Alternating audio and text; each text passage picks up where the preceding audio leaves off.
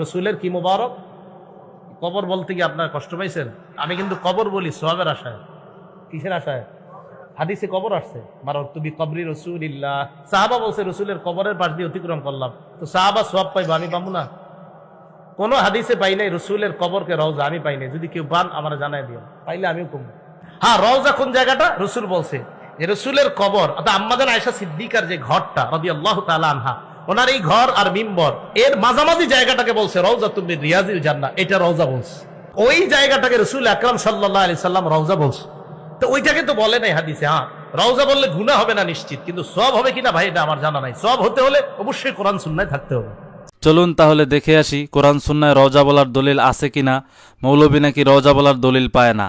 আর আল্লাহ তাআলা পবিত্র কোরআনের সূরা রুমের 15 নম্বর আয়াতে বলেছেন, ফা আম্মাল্লাযীনা আমানু ওয়া আমিলুস সলিহাতি ফাহুম ফি রাউদাতিন ইউহবারুন। অর্থাৎ যারা ঈমান এনেছে এবং আল্লাহর বিধান মতো চলেছে তারা রওজাতে আনন্দে থাকবে। খেয়াল করেন ভাইয়েরা, আল্লাহ তাআলা এভাবে বলেন নাই যে যারা ঈমানদার আল্লাহর বিধান অনুযায়ী জীবনযাপন করবে তারা কবরে আনন্দে থাকবে।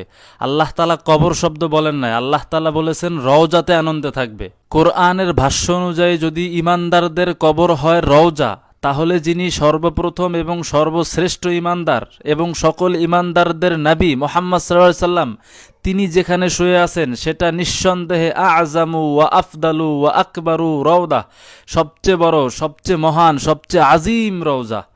এরপর আরও দলিল দেখেন, হিজরি 2য় শতাব্দী অর্থাৎ 1200 বছর আগে লিখিত মুসনাদু আবি ইয়ালা 11তম খণ্ড 521 পৃষ্ঠার সহিহ হাদিস, রাসূলুল্লাহ সাল্লাল্লাহু আলাইহি সাল্লাম বলেছেন, আল মুমিনু ফি কবরিহি ফি রাউদাতিন, মুমিনরা তাদের কবরে মানে তাদের রওজায় থাকবে। চিন্তা করেন ভাইয়েরা, প্রিয় নবীজি মুমিনদের কবরকে রওজা বলেছেন, তাহলে যিনি সর্বশ্রেষ্ঠ মুমিন এবং সকল মুমিনদের নবী তিনি যেখানে শুয়ে আছেন সেটা সর্বশ্রেষ্ঠ রওজা, এতে কোনো সন্দেহ নাই। আমরা কোরআন ও সহিহ হাদিসে রওজা বলার দলিল পাই, আর মৌলবী নাকি রওজা বলার দলিল পায় না। নাকি মৌলবী প্রিয় নবীজিকে সর্বপ্রথম ও সর্বশ্রেষ্ঠ মুমিন মনে করে না, এজন্য রওজা বলতে চায় না? নাউজুবিল্লাহ। যে মৌলবী প্রিয় নবীজিকে সর্বশ্রেষ্ঠ মুমিন মনে করে না, অয়সহ আর 14 গোষ্ঠী কাফের। এবার দেখেন সরাসরি হাদিস, কিতাবুশ শরিয়া 2353 পৃষ্ঠার সহিহ হাদিস, রাসূলুল্লাহ সাল্লাল্লাহু আলাইহি সাল্লাম বলেছেন, মা বাইনা মিম্বারি হাযা ওয়া কবরি রাউদাতুম মিন রিয়াজিল জান্নাহ। অর্থাৎ আমার এই মিম্বার আর আমার কবর আর এর মধ্যে যা আছে পুরাটাই রাউদাতুম মিন রিয়াজিল জান্নাহ। মৌলবী এই হাদিসের মন গড়া ব্যাখ্যা করে বলেছে, এই হাদিসে নাকি প্রিয় নবীজির কবরকে রওজা বলা হয় নাই, শুধু কবর আর মিম্বরের মাঝামাঝি স্থানকে রওজা বলা হয়েছে। অথচ বিগত 1400 বছরের সকল ইমামগণ এই হাদিসের ব্যাখ্যায় প্রিয় নবীজির কবরকে রওজা বলেছেন। যেমন 1400 বছর আগে তাবি ইমাম ইবনু সিরিন রহমাতুল্লাহ, 32 হিজরিতে যার জন্ম, যিনি অসংখ্য সাহাবীগণের সরাসরি ছাত্র, উনি উনার লিখিত মুনতাখাবুল কালাম ফি তাফসিরিল আহকাম কিতাবের 166 পৃষ্ঠায় এই হাদিসের ব্যাখ্যায় প্রিয় নবীজির কবরকে রওজা বলেছেন। এবং ইমাম কিরমানি রহমতুল্লাহ আলাই তার শারহুল কিরমানি আলা সাহিহিল বুখারী 7ম খণ্ড 16 ও 17 পৃষ্ঠায় বলেছেন। এবং ইমাম জাকারিয়া রহমতুল্লাহ আলাই তার মিনহাতুল বারি বি শারহে সাহিহিল বুখারী 4th খণ্ড 329 পৃষ্ঠায় বলেছেন। এবং ইমাম সুয়ুতি রহমতুল্লাহ আলাই তার শারহু সুয়ুতি আলাল মুসলিম 3য় খণ্ড 424 পৃষ্ঠায় বলেছেন। এবং ইমাম ফাইয়ুমি কাহির রহমতুল্লাহ আলাই তার ফাতহুল কারিবিল মুজিব 6ষ্ঠ খণ্ড 261 পৃষ্ঠায় বলেছেন। এখন আপনারা কি তাবি থেকে শুরু করে বিগত 1400 বছরের জগৎ বিখ্যাত ইমামগণের ব্যাখ্যা মানবেন, নাকি আমাদের দেশের বিচিমার্কা মৌলবীদের মন গড়া ব্যাখ্যা মানবেন? এবার দেখেন, যেসব মৌলবীরা প্রিয় নবীজির কবরকে রওজা বলতে চায় না তাদের দাঁত ভাঙা জবাব আরও 1200 বছর আগে ইমাম তহাবি রহমতুল্লাহ আলাই দিয়ে গেছেন।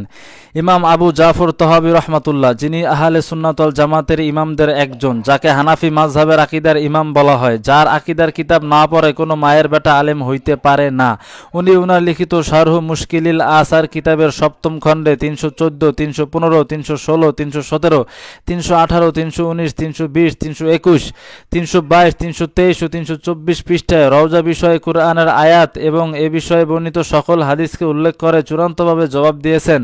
ইমাম তাহাবি রহমতুল্লাহ আলাই বলেন, ويكون قبره صلى الله عليه وسلم من الجنة إما في روضة سوى تلك الروضة مما هو أجل منها وأنعم وأرفع مقدار كان قبره الذي قد تضمن بدنه فصار له مسوي بذلك أولى وبالزيادة أحرى أن تكون غير الروضة مما هو أكبر من الروضة অর্থাৎ প্রিয় নবীজি যেখানে সশরীরে শুয়ে আরাম করতেছেন সেই জায়গাটি হলো উচ্চ পর্যায়ের সর্বশ্রেষ্ঠ রওজা, এর চেয়ে শ্রেষ্ঠ কোনো রওজা নাই।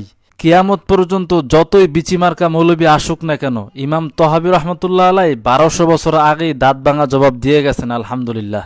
আর আমার বুঝে আসে না, এই মৌলবী কি ঘাস খায় আলেম হইছে, কোনো উসুলও জানে না। মৌলবী বলতেছে সাহাবিগণ কবর বলছে, আমি কবর করলে কি সব পামু না? এই মৌলবী তো উসুলই জানে না। উসুল কি? উসুল হইল সাহাবিগণের কোনো কথা বা কাজ যদি কোরআন ও সহিহ হাদিসের বিপরীত হয় তাহলে সাহাবিগণের কথার উপর আমল করা যাবে না, কিতাবুল্লাহ আর খাবরে ওয়াহিদের উপর আমল করতে হবে। যেহেতু কোরআন ও হাদিসের সরাসরি রওজা এসেছে, সুতরাং রওজা মোবারকই বলতে হবে।